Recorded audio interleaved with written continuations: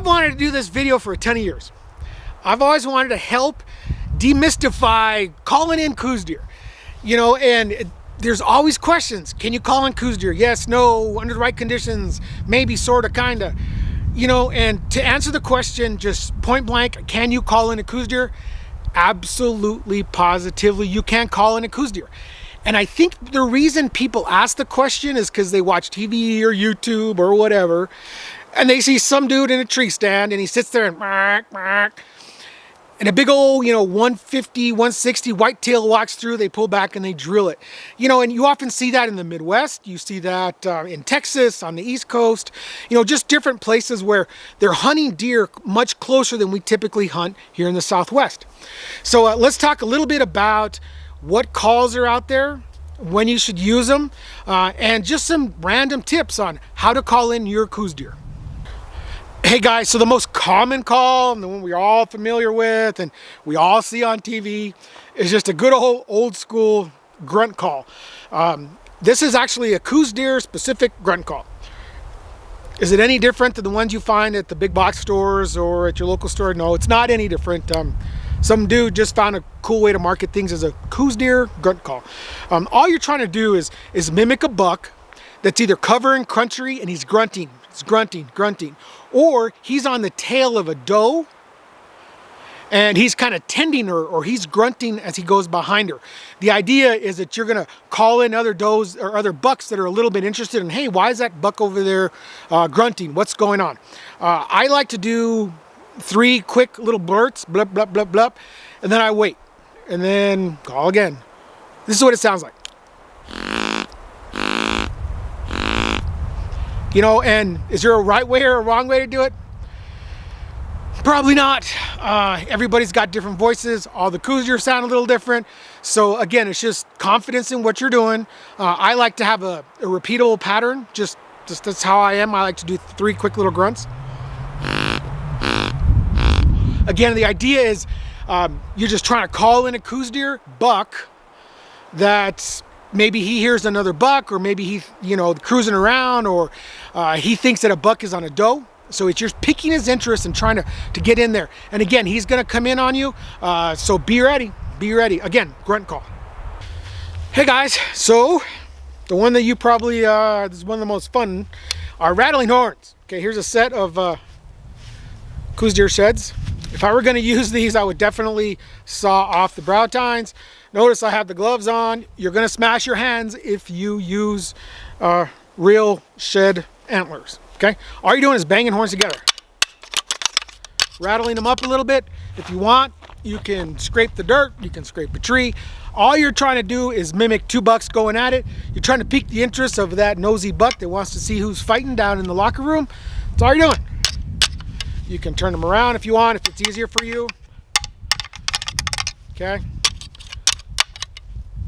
Yeah, Coues deer, rattling horns, rattle call. I'll be honest, I don't carry actual sheds in the field. What I carry is just a rattle bag. Again, you can pick them up at any big box.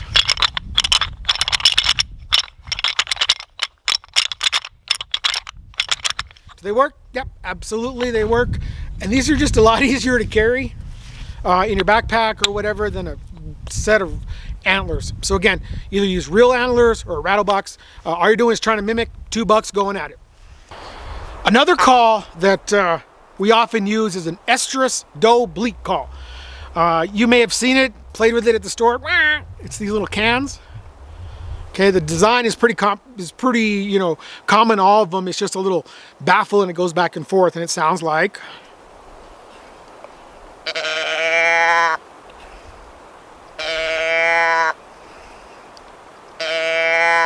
Again, I always use 3 little bleats. It's just what I use. Can you do it with your mouth? You can. You actually can. One of the things I like to do on all calls, if it's a vocal call, a grunt, or a can, is to add inflection. You know, be really whiny. Be as whiny as you can. You know, that's what this little can is.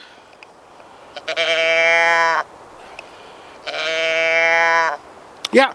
So it's that little can you've played with at the store, and it's called an Estrus call.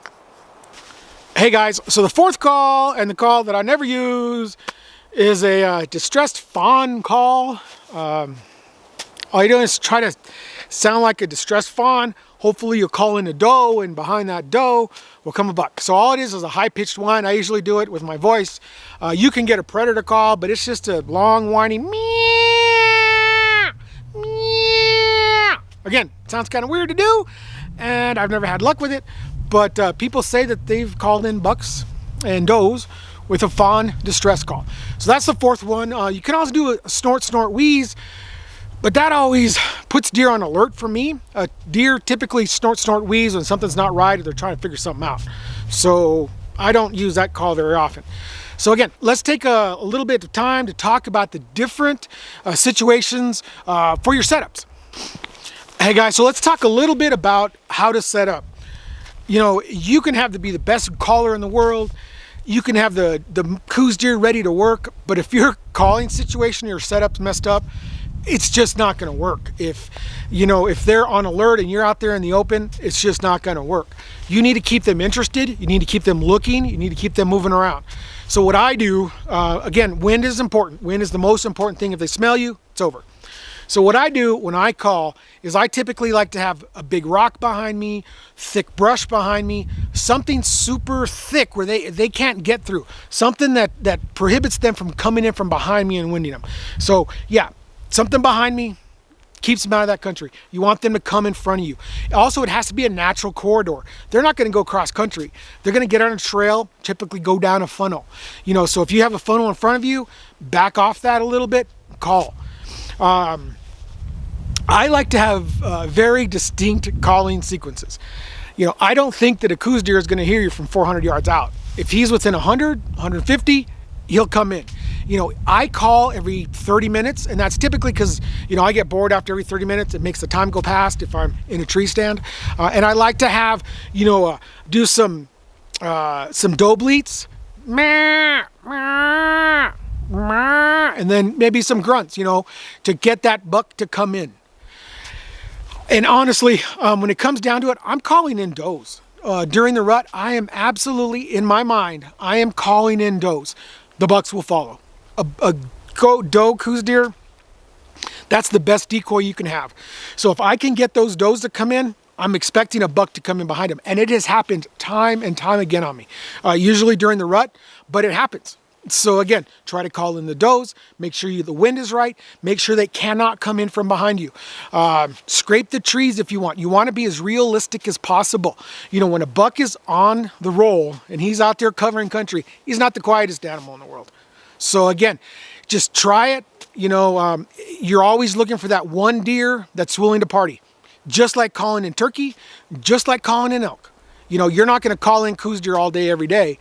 But you're just waiting for that one opportunity for that one buck, to edge him in a little bit, to get him coming in.